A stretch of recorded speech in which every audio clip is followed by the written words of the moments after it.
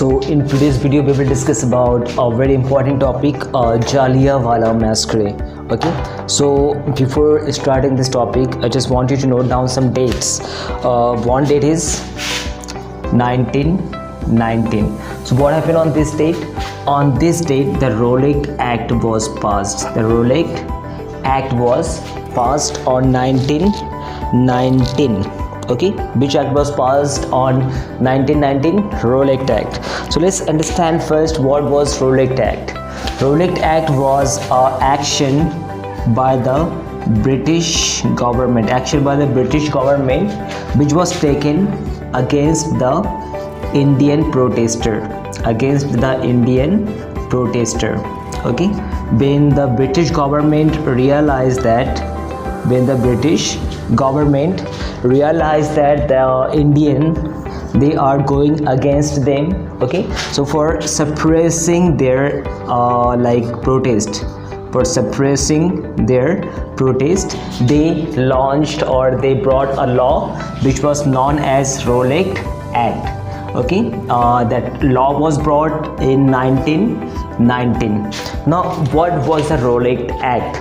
According to the Rowlatt Act, the British government got the power to arrest anyone without any warrant. Okay, that means without any warrant. According to the Rowlatt Act, the British government had the power to arrest any person without any warrant, without any prior notice.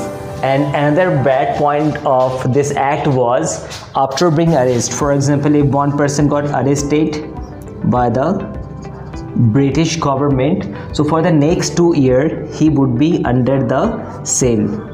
Okay, there wouldn't have been any trial. Okay, for the next 2 years there wouldn't have been any trial for this person. At least for 2 years he would have to stay in the jail. So this was the Rowlatt Act. Now what happened when the Rowlatt Act was passed?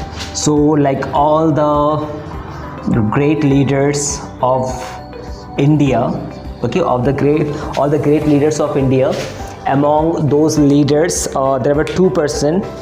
One was Saifuddin. Okay, the one person name was Satyapal and the another person name was Saifuddin.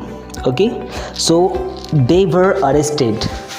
Okay, just like as per the law,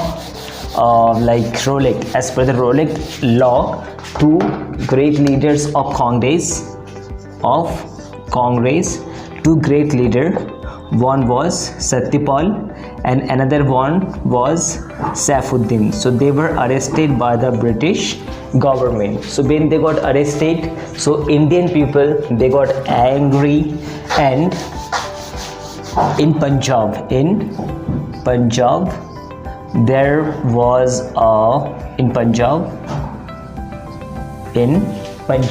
there's a place Jallianwala Bag. Okay, there's a place named Jallianwala Bag. That place is in Punjab. So when the British government arrested two leaders of India, so so many people for protesting that, so many people just came together. They got together in Jallianwala Bagh for protesting, and the date was 13 April.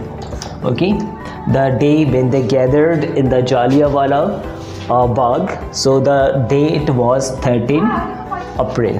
So what happened? They all came together, all the people, they just came to Jallianwala Bagh for a peaceful protesting.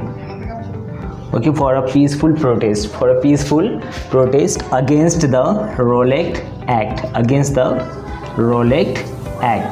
But someone, just anyone, informed British government. Anyone informed British government. When they got to know about this, then one person named General Dyer, one person named General Dyer.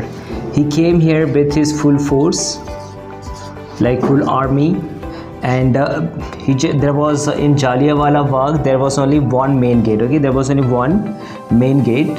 So General Dyer, he came, he just covered that gate, and after that, without giving any notice, he ordered for open fire. He ordered for open fire, and when he ordered for open fire, so all the soldiers, all the British soldiers, they started firing on the innocent people.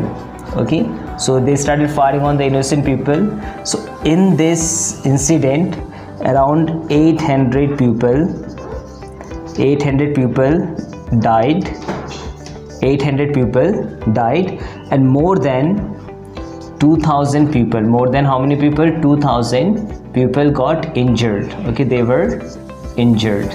So how many people died in Jallianwala Bagh Act? 800 people, and around more than 2000 people got injured in Jallianwala Bagh Massacre. So after this, after this incident, all the people, there was a big protest against British government. After the Jallianwala Massacre, there was a big protest against British government. There was a big protest against British government, and Mahatma Gandhi, after this, okay, he started one movement, non-cooperation movement. He started non-cooperation movement after the incident of Jallianwala Bagh. Okay, so this was all about Jallianwala Bagh and Rowlatt Act. Okay, Pratham, your homework complete. Math, how many questions I gave you?